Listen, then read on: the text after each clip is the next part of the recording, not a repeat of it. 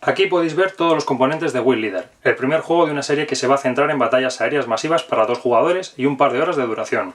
Su diseñador es Lee Brimicon-Wood y está publicado por GMT en el 2015.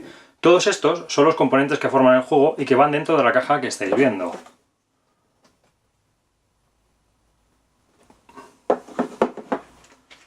El título del juego es Wheel Leader, Victories 1940-1942. Pretende ser el primero de una serie, de ahí el subtítulo. Es más, GMT ya ha anunciado en P500 la segunda parte, que se llama Wheel Leader Supremacy 1943-1945. La portada del juego es una de las mejores que ha publicado GMT en sus últimos tiempos. Es de un ilustrador griego llamado Antonis Karidis, que ha realizado bastantes trabajos relacionados con la aviación, tanto para GMT como para empresas de videojuegos. Esta portada va en la línea de la de Bomber Command, el anterior juego de Lee Brimicon-Wood, y que es mucho mejor que la de juegos que simultáneamente están viendo la luz junto a este Wheel Leader, como la de Churchill o la de Triumph and Tragedy. La portada es muy evocativa de lo que pretende el juego, ¿no? Intersecciones entre grandes grupos de aviones hasta en escenarios exóticos como este del Pacífico. Pues como podéis ver, pues hay un P-40 Warhound de los tigres voladores abriendo fuego mientras justo detrás un Zero japonés es alcanzado, ¿no? Es bastante... muestra mucho lo que pretende el juego, que es la dinámica del combate. Y en sí, esta portada transmite acción a raudales.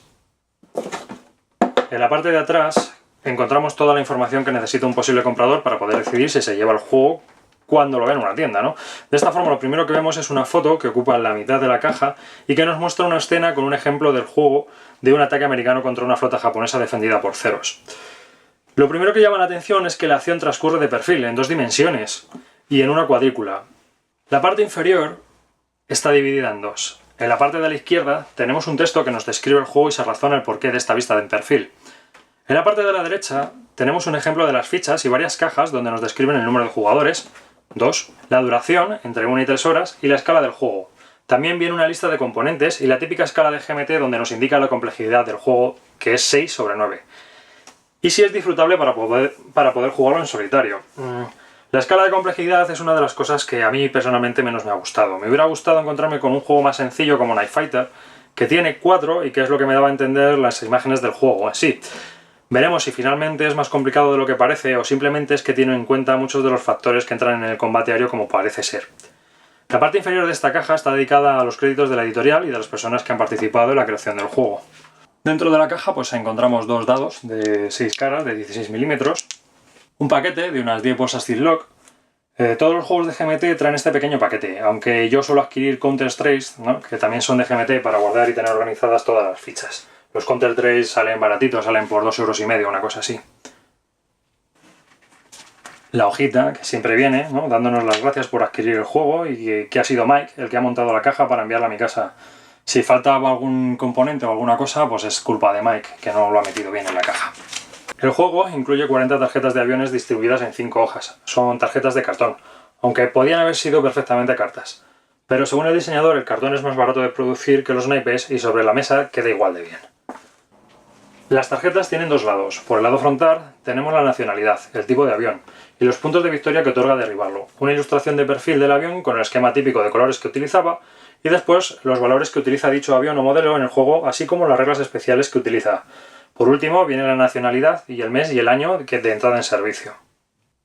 Vienen tarjetas para estadounidenses, británicos, italianos, soviéticos, alemanes y japoneses. En total, los 40 aviones más representativos de la guerra durante el periodo que transcurre entre 1940 a 1942, que es el periodo que trata el juego. La parte trasera trae una descripción del avión donde nos cuenta un poco de historia y su efectividad durante la guerra. También vienen diferentes modelos que pueden utilizarse en esta tarjeta, así como otros países que también lo utilizaron. Vienen 3 planchas de fichas. Esta es de fichas de media pulgada. Y trae todos los contadores y fichas necesarias para controlar los eventos y efectos del juego en las hojas de control de escuadrones y sobre el tablero. En el lado frontal, aparte de las fichas de control de los diferentes escuadrones, tenemos las fichas de climatología, moral de los escuadrones, calidad de las tripulaciones y misiones de los aviones. En la parte trasera de la plancha tenemos más de lo mismo, pero en este lado también podemos apreciar que las fichas de la A a la N describen a escuadrones de cazas, que pueden necesitar marcar su dirección mediante una ficha de vector en el tablero de juego. La primera de las planchas está dedicada a los escuadrones, que son los protagonistas del juego. En esta plancha podemos observar fichas de escuadrón donde vienen las ilustraciones de 2 aviones y que representan grupos de 7 a 12 aviones, y fichas de escuadrilla o destacamentos que nos muestran un solo avión de perfil y que representan grupos de 2 a 6 aviones. En general, una ficha de escuadrilla representa la mitad de los aviones que una ficha de escuadrón. Las fichas son grandes, de 1 pulgada de largo por media de altura, y están ilustradas por los 2 lados, para que podamos orientarlas correctamente en el tablero de juego. Una peculiaridad del diseño es que se ha utilizado un esquema de color diferente para cada uno de los escuadrones y destacamentos que hay en el juego. La idea del diseñador era crear individualidad. Uno de los efectos secundarios de este diseño de perfil es que vemos a los aviones como se suelen mostrar en los libros, que es una forma mucho más vistosa que hacerlo desde la parte superior. Esta fue una de las razones que también animaron a los ilustradores que participaron en el proyecto a hacer cada escuadrón con un esquema de color diferente y así poder diferenciarlo durante el juego muy claramente. En la segunda plancha encontramos más fichas, pero también encontramos las fichas de blancos navales, el sol, el flag y los 3 tipos de nubes que se reconocen en el juego. En la parte trasera tenemos fichas de objetivos terrestres, como camiones, tanques, trenes, edificios e incluso globos.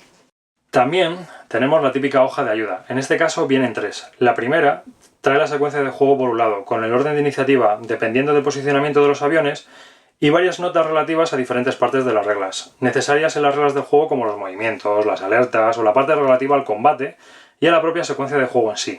En la parte trasera vienen tablas y modificadores. Las otras 2 hojas, que son idénticas, una para cada jugador, viene la información relativa al combate y todos los modificadores que intervienen, así como que por el otro lado pues trae toda la información que necesitan los jugadores sobre otros segmentos del juego, que ocurren antes y después del combate, como el avistamiento de objetivos o la moral del escuadrón. Estas hojas se colocan en la mesa del juego y sirven para llevar el control de los diferentes escuadrones que cada jugador va a llevar durante la partida. En estas cajas se van a colocar diferentes fichas y modificadores que afectarán a qué es lo que puede hacer un escuadrón durante su turno y cómo lo va a hacer. Desde si tiene capacidad de bombardeo, el tipo de misión que realiza durante ese escenario o las bajas que ha sufrido en los combates. Es un tablero de papel. Según el autor, se escogió así para reducir costes y que el juego saliera sensiblemente más barato que si hubiera llevado uno montado. Como se puede observar, el nombre que viene impreso es el genérico del juego, sin la coletilla del primer volumen, Victorias 1940-1942. La idea es que este juego sirva de tirón para el segundo volumen de la serie, que llevará un tablero igual que este pero montado, y que servirá para jugar con los 2 volúmenes. Como el segundo volumen trata la parte del 43 al 45, el autor piensa que va a ser más atrayente para el público en general por la inclusión de los bombarderos pesados, de los B-17, los Lancaster, todo este tipo de aviones, y también los grandes cazas del final de la guerra, ¿no?, que son muy atrayentes para muchos jugadores. Otra opción es que se ofrezca el tablero por separado o incluso construírselo uno mismo, ¿no?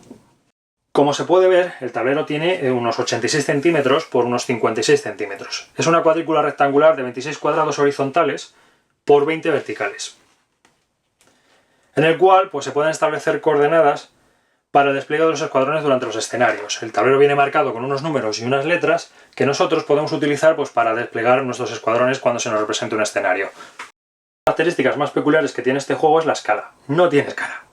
Las distancias son todas relativas y podemos hablar de 2 tipos de desplazamientos. Por un lado está el movimiento por el tablero, que es más o menos constante, y por otro la velocidad, que solo afecta a la hora de combatir. Digamos que el movimiento se produce a velocidad de crucero, mientras que para combatir se aprovecha toda la velocidad que pueda proporcionar cada aparato. Esta decisión de diseño se debe a que los aviones siempre se desplazan a una velocidad de crucero y que en el juego suele ser pues, de 2 o 3 cuadrículas por turno. Incluso puede llegar a ser de 0, es decir, un escuadrón puede quedar separado porque está girando sobre la misma zona. La escala es relativa, y eso por un lado facilitará los siguientes volúmenes del juego donde la velocidad de los aviones empezarán a ser bastante grandes, y pues hay mucha diferencia de velocidad en la última parte de la guerra. La línea de altitud 0 representa pues el suelo o el mar, dependiendo del escenario, y tenemos varias marcas y escalas escritas verticalmente como os he dicho antes. Esto sirve pues para no perdernos a la hora de ver distintas coordenadas o comprobar la altitud de los escuadrones.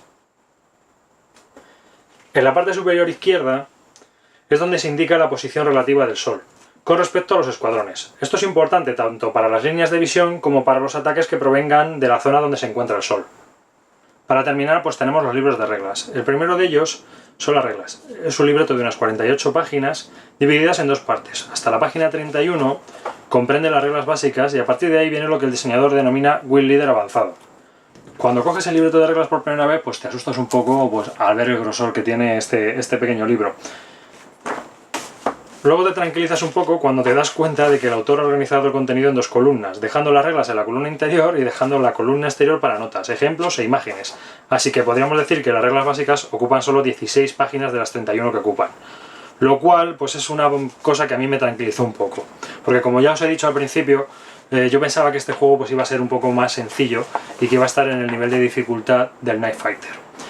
Esto es así, a mí me gustan que sean más sencillos los juegos de aviones, sobre todo los de combate de aviones, porque el combate de aviones es una cosa que ocurre muy rápido y al igual que pasa en los juegos deportivos, que muchas veces se tarda más en jugar una partida a un juego deportivo que lo que dura en sí el partido, en los combates de aviones puede pasar igual. Hay juegos tan sumamente complejos que se tarda muchísimo en realizar lo que son los combates aéreos y obviamente eso está fuera de la realidad porque lo que ocurre en centésimas de segundo en el juego pues son turnos y turnos.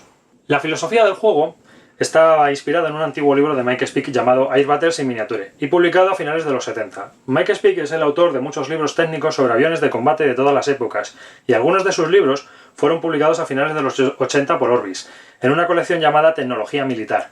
En Air Battles in Miniature, Mike Speake defiende que los juegos de aviones con la vista en alto pierden la dimensión de altitud, aunque tengan reglas para representarla, y que el combate que se rige por la velocidad y la altura no está por lo tanto verdaderamente representado ni da esa sensación a los jugadores. En su libro propone un reglamento donde se cortan réplicas de aviones por la mitad y se juega con ellos combates de perfil de la misma forma que en Wing Leader, pero a una escala de 1 contra 1.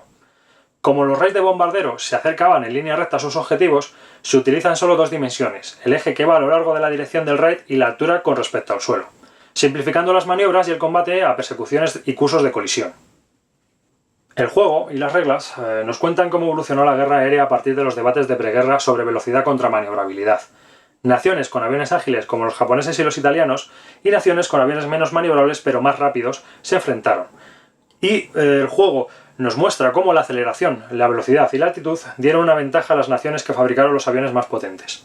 La guerra aérea se ganó a base de fuerza bruta en los motores y un desarrollo bestial tanto en los fuselajes como en todas las piezas que forman el avión en sí, para ganar mucha más aerodinámica y poder realizar mayores aceleraciones. Las reglas tienen unos recuadros verdes donde el diseñador nos cuenta curiosidades y anécdotas históricas. En general son unas reglas muy detalladas, donde entran todo tipo de detalles sobre el control de los escuadrones, la radio, el tiempo y el combate con sus respectivas reacciones por parte de los implicados. Las reglas terminan con unas simples notas de diseñador, donde nos cuenta su filosofía del diseño, y una última página con diagramas que pueden ser útiles para los arcos del sol y los aspectos respecto de unos aviones contra otros. Por último, tenemos el libro de escenarios, un libreto donde vienen 23 escenarios, 3 de los cuales se juegan con las reglas básicas y que se mueven por todos los cielos donde hubo un combate aéreo de interés histórico, el Pacífico, Rusia, Inglaterra, Malta o el norte de África. Todos los escenarios comienzan con su título y el número del escenario seguido de un párrafo que nos cuenta el trasfondo que hay detrás. Seguidamente viene el orden de batalla, donde vemos las unidades que participan, donde despliegan y cómo comienzan el escenario, así como las calidades de sus pilotos. Posteriormente se describen todos los asuntos relativos a qué bando pertenece cada uno de los lados del tablero, el control de tierra, los canales de radio, las nubes, la posición del sol y las reglas especiales. Por último se describen las condiciones de victoria y cuál fue el resultado histórico del escenario. Por último, en la penúltima página, tenemos una tabla de equivalencias de modelos para representar modelos específicos que no vienen en las 40 tarjetas del juego, para así poder crear más escenarios o jugar a escenarios creados por otros jugadores con las 40 tarjetas que incluye el juego. La última página es una tabla de escenarios colocada en orden cronológico. Estos son todos los componentes que forman Wing Leader. Como veis, son los componentes típicos que nos vamos a encontrar en casi cualquier wargame, pero donde destacan el diseño de las fichas y la filosofía del combate aéreo al colocarle en una vista de perfil. Wing Leader es un juego de Libri con Wood, publicado por GMT para 2 jugadores y de 1 a 3 horas de duración.